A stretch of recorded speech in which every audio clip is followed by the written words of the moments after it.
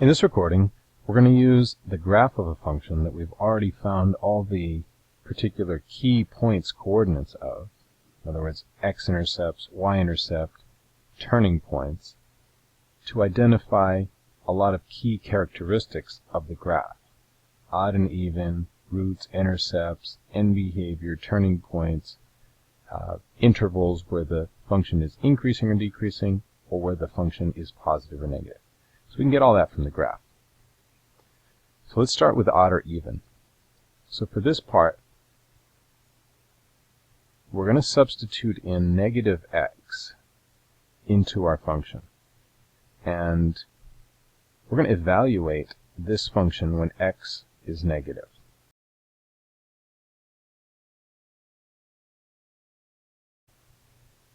Okay, so I've made that substitution. Now I have to just do the math here. Negative cubed is going to be negative, so that turns this whole term negative, keeps it cubed. Negative squared makes it positive, so this term is still positive. Negative times negative is positive, and just negative on the end. So now I look at this expression, and I want to say, is that equal, is f of negative x equal to the original function? Well, no, just from the start, the negative on the 6, so I can say not equal. And my other question, so it would make it even if it were that. And then, is it odd? Is f of negative x equal to negative f of x? In other words, is every single term opposite? Well, no, the second term is the same and the first term is not. So we would say it's neither. It's neither even nor odd. All right? Great. All right, the next categories, we've already worked it out. Right? We already have that. So I have another duplicate sketch down here for our reference. So the zeros or the roots, I'm just trying to make the point there. They're related to x-intercepts. I'm trying to make the point that the zeros are just the x coordinates, the x values that make this function equal to 0. Okay? So when x is negative 2, y is 0. That makes it a 0. Okay? Also, approximately, we know that actually probably was negative 1/3, but we rounded it.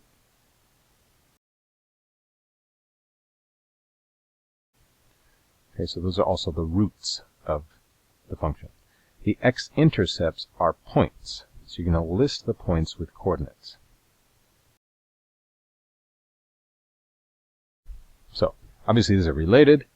These are points, though. X-intercepts have y values of 0. Our y-intercept, that's easy.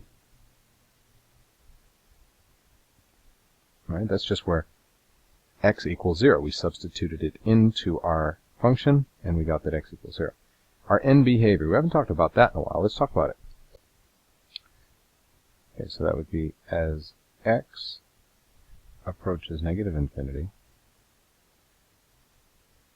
what does f of x do? Right? And then the opposite. Okay, so we've got our template. As x approaches negative infinity, what's happening to the y value? And then as x approaches positive infinity. So as x approaches negative infinity, we're going left, left, left, left, left. But what's happening in the y direction? It's going down, down, down, down, down, right? So that's negative infinity. Right? And then as x approaches positive infinity, as we go right, right, right, right, right, what's happening to the y values? So as we cruise on this function, y values are approaching positive infinity. Our turning points, well, that's easy. You can just write them down. We've got them, the two of them listed.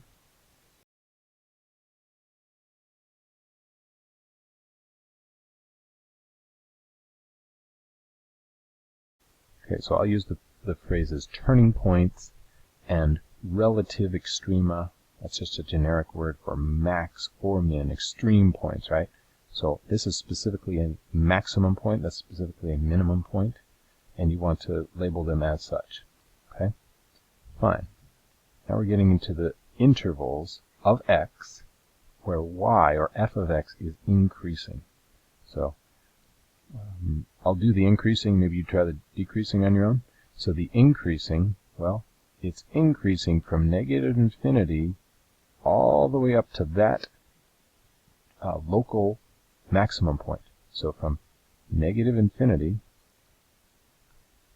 up to, but not including, negative 1.29, close that parenthesis with a close that interval with a parenthesis. And it's also increasing here from 0.73 up to infinity. In other words, from the minimum point up to infinity. See if you can work out the decreasing part and play the recording when you're ready. So hopefully you said it's decreasing between x equals 1.29 all the way down to that minimum point. Again, we're listing the x's where the y's are displaying particular behavior, increasing or decreasing. This is tricky, but you'll get it. You're listing the x's, the interval of x's, where the y's are decreasing. Okay? And finally, this is simply saying y is positive. That's what that notation is saying. F of x is greater than 0. And this is saying y is negative. Alright, so let's identify those intervals where that's happening. Okay, so the intervals where y is above the x-axis would be between negative 2 and negative 0.33. And it goes below ground for a little while, but then it pops up over here, so at 1.5 and greater, it is above the x-axis, so y is positive. See if you can identify the intervals where where f of x is less than 0. Then play the recording when you're ready. Okay, so that would be the interval from negative infinity up to negative 2. It would be the interval from negative 0.33 to 1.5. Thanks for watching.